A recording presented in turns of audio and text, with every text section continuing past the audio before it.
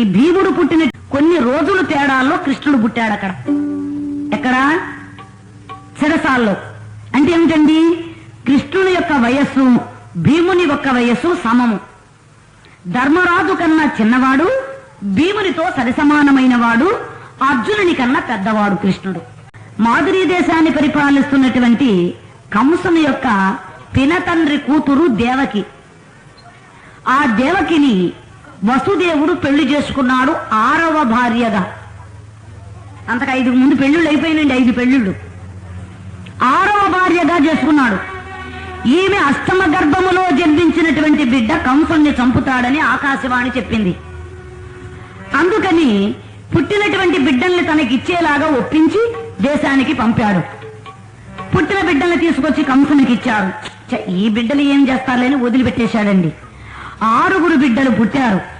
వాళ్ళని వదిలేశాడు, చంపలేదు. నారద మునీంద్రుడు వచ్చి చెప్పాడు, కంస ఎంత తెలివి తక్కువ వాడవయ్యా నీవు, ఆ 8వ గర్భములో వాడే నిన్ను చంపుతాడని ఎందుకు అనుకోవాలి? ఈ పుట్టినటువంటి 6లో ఎవడో ఒకడు అయ్యుండొచ్చు కదా, వాళ్ళెందుకు వదిలేవని బాగా ఎక్కించాడండి ఈయన.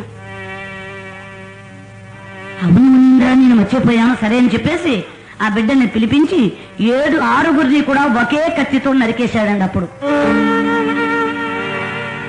దేవకీదేవి బాధపడి మూర్ఛపోయింది. ఇక 7వ గర్భము ధరించింది. సరసాల్లో పెట్టేశాడండి దేవకీ వసుదేవులను. సరసాల్లో పెట్టగానే 7వ గర్భంలో ఉన్నటువంటి పిండాన్ని పరమాత్ముడు తీసుకుని పోయి రోహిణి గర్భంలో ప్రవేశపెట్టాడండి. ఎవరు ఈ రోహిణి? వసుదేవుని 3వ భార్య. 7వ గర్భంతో ఉంది దేవకీదేవి. ఆ దేవకీ గర్భంలో ఉన్నటువంటి 7వ పిండాన్ని రోహిణీదేవి గర్భంలో ప్రవేశింపచేశాడండి. ఆ రోహిణీ గర్భంలో పుట్టాడు బలరాముడు. సొంత అన్నదమ్ముల కృష్ణ బలరాములంటే తల్లులు వేరు, తండ్రి ఒక్కడే. ఏమండి? అలాగా 6 భార్యలు ఆయనకి. మొదటి భార్య, 2వ భార్య, 3వ భార్య రేణుక. సాత్యకి కృష్ణుని యొక్క తమ్ముడే, సుభద్ర కృష్ణుని యొక్క చెల్లెలు. ఇలాగా చాలా మంది. అందుకని చెప్పి 8వ గర్భంలో అష్టమి రోజున జన్మించాడు. వసుదేవుడు ఆ బిడ్డను తీసుకుని పోయి రేపల్లెలో ఉన్నటువంటి నంద యశోదల దగ్గర ఉంచి ఆడబిడ్డను తీసుకొచ్చి తన యొక్క మందిరంలో పెట్టాడు సరసాల్లో. అప్పుడు కంసుడు వచ్చి ఆ యొక్క ఆడబిడ్డను చంపడానికి ఉపక్రమిస్తే, అన్నయ్య మగబిడ్డ కదా నిన్ను చంపేది, 6 చంపేశావు, ఈ ఆడబిడ్డనైనా ఉంచమని కోరింది. కోరకుండానే బిడ్డను పైకి ఎగరేశాడండి. అలాగే పైకి వెళ్లిపోయింది. అక్కడ తన యొక్క రూపాన్ని చూపించింది. కంస, నీ దుర్మార్గానికి అంతులేదు. రేపల్లెలో పెరుగుతున్నాడు నిన్ను చంపేటువంటి వాడు, వాడే నీ ప్రాణాలు తీస్తాడు ఎప్పటికైనా అని చెప్పి అంతర్ధానమైపోయింది. అటు తర్వాత కుంతిని పిలిచి కొన్నాళ్లకు, దేవి 2 బిడ్డలు ఏం బిడ్డల్లే, మనం 3 ఉన్నాం కదా, ఇంకొక బిడ్డ కూడా ఉంటే మనకు బాగుంటుంది కదా. సరే స్వామి, మీ ఇష్టం. అయితే దేవతలలో ధర్మంగా పరిపాలన చేసేవాడు, దేవాదినాథులందరికీ కూడా అధిపతి అయినటువంటి వాడు, ఆ యొక్క దేవలోకాన్ని పరిపాలిస్తున్న దేవేంద్రుడు లాంటి బిడ్డను నాకు ప్రసాదించమన్నాడు. సరే స్వామి అని మళ్ళా మనసావాచ తన భర్తను పూజించి దేవేంద్రుని ప్రార్థించగానే దేవేంద్రుడు అక్కడ ప్రత్యక్షమయ్యాడు.